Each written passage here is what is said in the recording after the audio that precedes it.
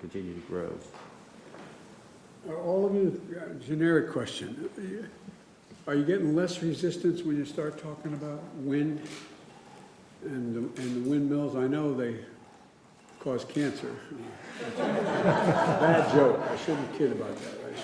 I shouldn't have kidded. But all kidding aside, I mean, people, I mean, what kind of resistance do you have to, if you're using wind?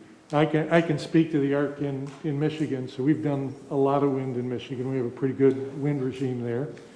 It is what Nick said, that if you get in a community that's highly mixed, there's some benefit and some don't, you'll get resistance. If you're in a community that's more rural, where it becomes part of their economy, their jobs, their income, the reception is quite high.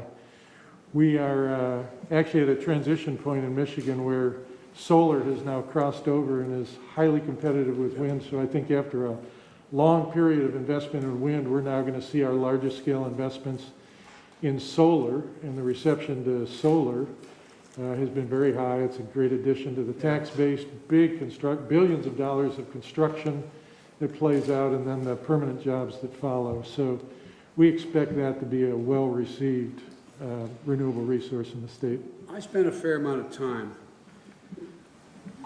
prior to the campaigning, and since then, with some of the really entrepreneurial geniuses out in Silicon Valley. And what they're not talking about, and you all know, and I wonder how you view it, is the ability to store the energy when the wind's not blowing and when the sun's not shining.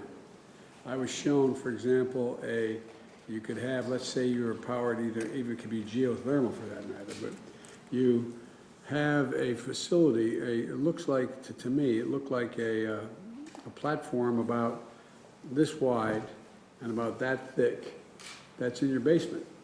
And it stores energy when the wind's not blowing and when the sun's not shining.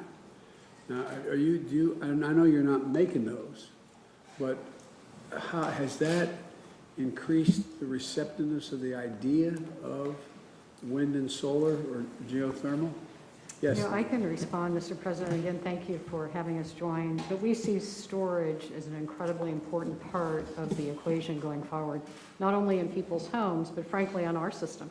Yes. In order to strengthen it and make it capable of taking on more resiliency. So as I look at the number of megawatts of renewables we'll add, there's a comparable number of storage megawatts we will also add over the next decades. And the tax credits that you have included would be an important part of lowering costs. And the infrastructure bill under the Department of Energy has a lot of investment in the R&D necessary to advance that battery storage. So we think there's great potential for this.